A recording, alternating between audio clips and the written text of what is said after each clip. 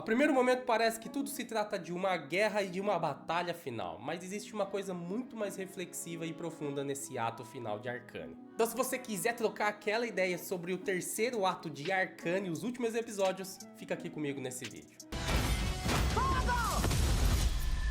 E aí, tudo bem? Eu sou o Tarcísio Yamamoto e antes da gente começar, se você puder ajudar a gente, já deixa seu like, a sua inscrição, vai ajudar e fortalecer muito a gente precisa bastante, beleza? Sem enrolação, bora pra análise. Bom, eu vou começar essa análise falando um pouco do Echo e muita gente pode não ter entendido muitas coisas desses 3 episódios, afinal a gente tá mexendo com multiverso aí, com várias dimensões, com mexida de tempo e tudo mais. Então isso realmente é complexo. Não fique pensando que você é lerdo porque realmente foi um episódio um pouco mais difícil de realmente entender as coisas ali. Bom, o Echo ele acabou sendo mandado para uma dimensão, um espaço-tempo, um multiverso, onde o Hextech não existe, nunca foi inventado. E esse universo onde o Echo tá, dá-se a entender que realmente o problema é o Hextech, que é ele o causador de toda essa bagunça que está acontecendo no presente, né? No universo que a gente vem acompanhando desde a primeira temporada. Você percebe que até em Zaun ali, que antigamente era demonstrado como um lugar sombrio, um lugar totalmente escuro, cheio de fumaça, cheio de pessoas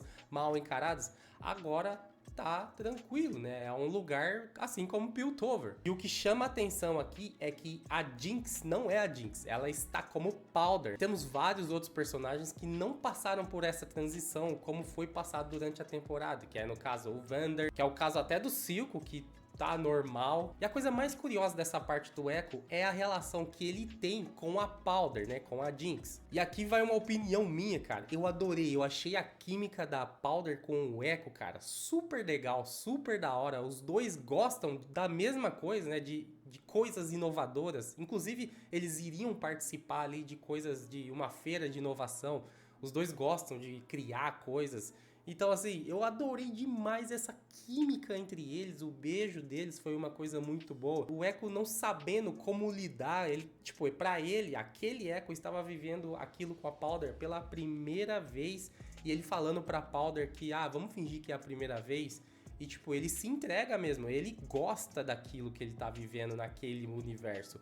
Isso eu achei sensacional, cara. E aquele universo que o Echo tá vivendo parece ser um grande final feliz. Ali tudo parecia perfeito, embora a Vi tivesse falecido. Eu quero que vocês prestem bastante atenção nessa comparação de perfeito e imperfeito aqui nesses episódios. Bom, e a gente vê também que o Echo acaba encontrando o Heimerdinger, que também está preso a esse universo. Só que o Heimerdinger tá lá faz muito mais tempo do que o Echo, então provavelmente o Echo tava meio que viajando aí entre os multiversos, entre os universos aí. Só que o Heimerdinger tá lá faz muito mais tempo. Uma coisa curiosa é que parece que o Heimerdinger nem quer sair dali, cara. Parece que ele quer viver aquela vida ali mesmo. Eu até entendo o Heimerdinger porque aquilo parece realmente ser um lugar que você encontra a paz, né? Para uma pessoa que era a Jinx e agora é uma Powder de boas, curtindo festa, cara, ali realmente parece ser um lugar, um universo acolhedor. E eventualmente essa união entre Heimerdinger e Echo acaba fazendo com que eles busquem alternativas para fazer com que eles consigam voltar ao universo deles. Pelo menos é o que o Echo quer. E nisso, finalmente, o Echo consegue os poderes que ele tem no jogo realmente, que é voltar alguns segundos no tempo. No meio do episódio, o Echo e o Heimerdinger acabam se questionando aonde que o Jace tá. Será que o Jace tá naquele universo? O Heimerdinger deduz que o Hextech acabou se comportando de uma maneira diferente pro Jace. Ele deve ter sido enviado para outro lugar. Então vamos sair desse universo feliz onde o Echo tá e a gente vai agora pro universo onde o Jace foi enviado. Esse universo que o Jace foi enviado é um universo completamente diferente. Parece que tá tudo parece um apocalipse total. Você percebe que ali nas paisagens, as pessoas, parece que tudo tem muita interação com o Hextech. Nesse universo, o Jace sempre acaba tendo um vislumbre de uma sombra, né? Que parece ser um mago que acaba sempre estando de olho nele ali, ou talvez até guiando ele para algum lugar. E o Jace acaba chegando ali ao ponto final da onde o guia, o mago ali, acaba levando ele ali. Ele acaba achando uma espécie de uma pessoa segurando uma marreta. O que indica, galera, que aquela pessoa que está à frente do Jace é o próprio Jace. Na mesma pegada que o universo do Echo acaba mostrando pra gente que o Hextech pode ter sido o causador, o fator crucial para que o mundo esteja nessa guerra total, aqui a gente vê a mesma coisa, porque parece que o ambiente todo, o mundo todo está sofrendo uma grande interação com o Hextech e está causando essa destruição. Então, em compensação, a gente tem um universo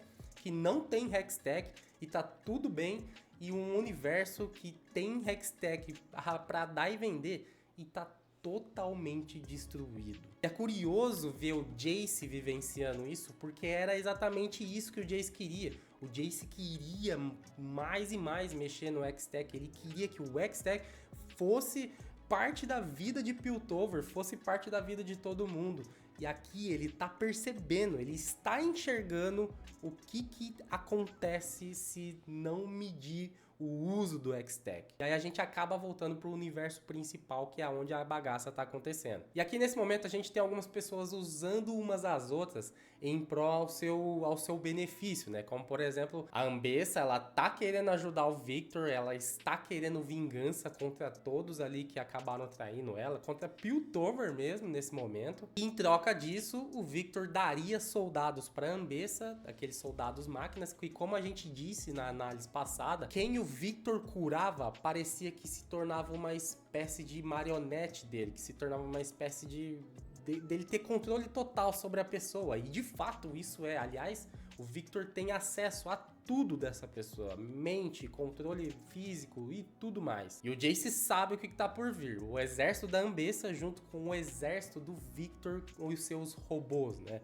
Não é à toa que ele é chamado de Arauto das Máquinas. Então ele sabe o perigo que tá correndo ali e ele começa a meio que discursar, ele começa a tentar unir Piltover e Zaun. E ele chega realmente com a banca de herói ali, que ele é o prota, né? Que ele chega como se ele fosse o cara que ia unir Piltover e Zaun. Mas eu gostei muito dessa parte, cara, porque o Jace ele não tem o carisma necessário para conseguir unir essas duas turmas. Ele não tem esse tchan para conseguir unir Zaun e Piltover, que guerreiam há anos, que possuem uma rincha há séculos. E a única pessoa que teria carisma suficiente, que teria liderança suficiente para conseguir trazer Zaun para a guerra é a Jinx. Eu achei sensacional porque há alguns momentos atrás ela tava tentando se matar, cara. Ela tava tipo, cansei dessa vida aqui. E graças ao Echo, que ficou voltando no tempo toda hora, a hora que ela ia se matar, ele conseguiu convencer ela a entrar na guerra. A guerra começa, de fato, a defesa é difícil de Piltover contra os exércitos de Ambessa e do Victor, e isso já era sabido. Todo mundo sabe que era praticamente impossível se defender, afinal, o Victor tá controlando soldados extremamente fortes e que, cara, não sentem dor, são máquinas. E pra te ser sincero, eu acho que a guerra nem é o foco principal aqui desses episódios. Eu acho que eles nem quiseram focar muito na batalha da guerra em si, porque o problema não é esse, cara. O problema não é o exército da Ambessa, o problema não é o exército de Piltover. O problema é os ideais do Victor. O Victor ele se tornou uma coisa que ninguém pode parar ele. Eventualmente, ele fez o trato com a Ambessa, mas eventualmente o Victor iria se tornar uma coisa muito maior que a Ambessa. Qualquer um ali é irrelevante perto do que o Victor tá se tornando. Ele mesmo fala que agora ele consegue enxergar coisas muito além. Ele vive naquele espaço que parece o universo, assim, né? Que dá a entender que ele, tipo, virou meio que uma entidade. E a batalha entre Jace e Victor aqui nesse terceiro ato é a coisa mais importante de tudo e a coisa mais bonita aqui nesse terceiro ato e nessa temporada. A gente tem que entender o porquê que o Victor, ele tá fazendo tudo isso, o porquê que ele tá transformando pessoas em robôs, o porquê que ele tá curando elas, porquê que ele tá tentando controlar todo mundo. Quando ele começa a curar o povo de Zaun, ele começa a entender o que tá se passando na cabeça de Zaun. E esse povo era um povo muito sofrido, era um povo que, cara, tava os caras todos doentes, todos deformados, viviam nas drogas e tudo mais. E o que esse povo de Zaun mais queria? Uma mudança de vida, que essa vida sofrida acabasse. E o Victor, lendo a mente dessas pessoas que ele controlava, ele entendeu que ele seria o cara que mudaria isso. E como ele mudaria? Tirando a emoção das pessoas, tirando o sentimento das pessoas, transformando eles em máquinas. Porque ele entendeu que o sentimento da pessoa, que a pessoa tá sentindo ali dentro, faz com que ela tome decisões erradas todo dia, faz com que ela seja uma pessoa imperfeita. É isso o ideal do Victor, ele quer que tudo se torne perfeito. E é essa a grande profundidade do episódio aqui, o que é perfeito e o que é imperfeito. O Victor, ele acaba conseguindo controlar o Jace e com isso ele consegue ter acesso ao que o Jace viveu, tudo as lembranças do Jace. E aí ele vê o Jace naquele universo todo desamparado, todo destruído, e aquele mago que tava guiando ele naquele universo era o próprio Victor. E o Victor daquele universo pediu pro Jace acabar com o Victor do universo dele, porque ele vai causar aquela destruição total. E o Jace, depois que ele recobra um pouco a consciência depois do ataque do Echo em cima do Victor, ele fala umas coisas muito legais, que são coisas que eu sempre pensei, cara, eu sempre refleti isso. O Jace fala que o Victor, ele sempre quis curar a fraqueza, ele sempre se achou quebrado, porque ele era manco, porque ele era totalmente diferente do Jace. O Jace era um cara que sempre disposto, sempre ativo, sempre sucesso, né? E meio que o Victor vivia meio que na sombra, e ele achava que ele vivia na sombra por ele ser daquele jeito aleijado. E o Jace fala uma coisa super legal, que existe beleza nas imperfeições. E cara, é sobre isso, mano. Você não precisa ser extremamente perfeito em tudo para que exista beleza em você.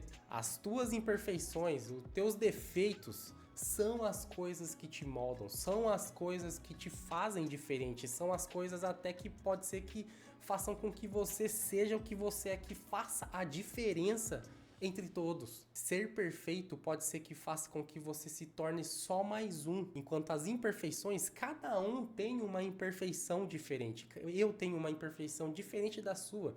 Imperfeições nos dá trabalho? Dá. Elas causam algumas vezes umas dores de cabeça? Com certeza. Mas elas que nos fazem ser diferentes, elas que nos fazem ser engraçados, elas que nos fazem ser até felizes algumas vezes, é com as nossas imperfeições é que a gente consegue contar as nossas mais felizes histórias. Já pararam pra pensar nisso? O próprio Victor, lá daquela dimensão onde tá tudo devastado, fala pro Jace que não existe prêmio na perfeição. A perfeição é apenas um fim pra toda a busca. Então quer dizer, você alcançou a perfeição, você não busca mais nada, porque é perfeito. Não existe mais nada a ser aperfeiçoado. Você entende a profundidade disso, cara? É o fim. A perfeição é o fim. Por isso que é sempre importante você, sim, estar à busca da perfeição, mas que você nunca encontre a perfeição, porque isso vai ser o fim. Por isso, às vezes, a gente precisa pensar um pouco antes de falar, poxa, imperfeição é uma droga. Cara, pode ser que não. Pode ser que ela seja o fator crucial para que você esteja sendo feliz, para que você encontre uma pessoa que te faz feliz, porque talvez essa pessoa goste da sua imperfeição e não do que você é perfeito. Você entende, cara? É muito complexo o que esse ato trouxe pra gente. Eu adorei. E eu vou falar rapidamente do destino ali da Vi e a Jinx principalmente, né? Que é a batalha que acontece das duas contra o próprio pai. Eu achei muito, mas muito legal mesmo com esse final que deram pra Jinx aqui, e muita gente pode discordar de mim, porque muitas pessoas esperavam que a Jinx tivesse a sua redenção, e cara, ela teve, gente, ela teve a sua redenção aqui. Vocês precisam parar pra pensar que a Jinx era uma criminosa e uma das piores da temporada toda aí, da saga toda de Arcane.